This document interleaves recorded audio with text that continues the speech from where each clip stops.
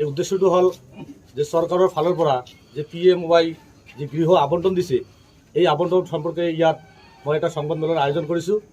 এই PMY ঘৰৰ লগত আমাৰ জিলা প্ৰশাসন তথা ইটভাটা মালিকৰ যি সম্পৰ্ক, কি সম্পৰ্ক আছে, এই সম্পৰ্কৰ বিষয়ে মই আপোনালোকক অৱগত কৰাম।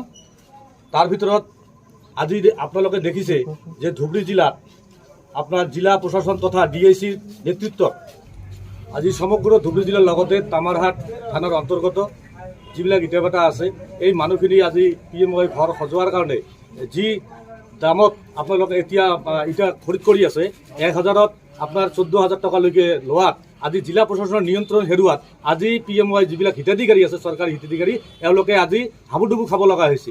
এইটোৰ কাৰণে দায়ী কোন? এইটোৰ কাৰণে জিলা প্ৰশাসন তথা আমাৰ DIC দায়ী। কাৰণ এওঁলোকে বাস্তৱ ফিল্ডত ইটাভাটাৰ কি দাম লৈ আছে এইটো কিন্তু তেওঁলোকে আজিলৈকে কৰিব পৰা নাই। আজি আপোনালোকে চাওক, কেইদিনমান আগত আমি ছ'চিয়েল মিডিয়াৰ যোগে আমি এখন তথ্য পাইছিলোঁ, য'ত বিলিচিপাৰা মহকুমা ইটাভাটা সন্থাৰ পৰা এটা কিবা চিত্তৰঞ্জন পাল ডাঙৰীয়াই এখন পাব্লিছ কৰিছিল, এখন ৰেট তালিকা, দাম নিৰ্ধাৰণ কৰি তালিকা প্ৰকাশ কৰিছিল, য'ত 1000 প্ৰতি 1000 ইটাত 10,500 টকা স্পেচিয়েল ইটাত দিয়া আছিল। কিন্তু একেখন চাব ডিভিশ্যনত বিলিচিপাৰাত যদি 1000 ইটাত যদি 10,500 টকা হ'ব পাৰে, তেনেহ'লে আমাৰ ধুবুৰী চাব ডিভিশ্যনত যিবিলাক ইটাভাটা আছে, আমাৰ তামাৰ থানাৰ অন্তৰ্গত যিখিনি ইটাভাটা আছে, য'ত আমাৰ তামাৰ অঞ্চলৰ বিভিন্ন হিতাধিকাৰীয়ে আমাৰ PMY ঘৰৰ কাৰণে ইটা লৈ আছে, আমাৰ এইখিনি জেগাত 14,000 টকা কিয় হ'ব লগা হ'ল? ইয়াত আমাৰ ৰাইজৰ বহুত অসুবিধা হৈছে। খালি এইখিনিয়ে নহয়, আজি আপোনালোকে চাওক, আমাৰ এইখন এলেকা তামাৰা থানাৰ ওচৰেদি আমাৰ গংগাধৰ নদী এখন বৈ গৈছে, য'ত মাইন এণ্ড মিনাৰেল যথেষ্ট পৰিমাণে আছে, ভৰপূৰ আছে।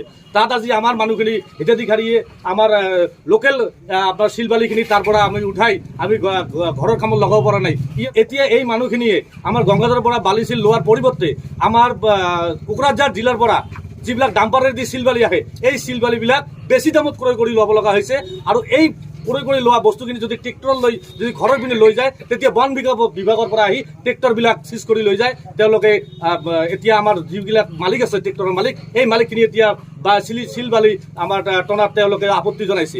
এতিয়া তাৰ মাজত কি হৈছে, এইখিনি মানুহ যদি আমি জোৰ জবস্তি যদি মালিক সন্থাক যদি আমি ৰিকুৱেষ্ট কৰি যদি ল'ব লগা হয়, মালিক সন্থাই আমাৰ দামটো বৃদ্ধি কৰি দিয়াত আমাৰ PMY হিতাধিকাৰীখিনি আমাৰ অসুবিধাত পৰিছে।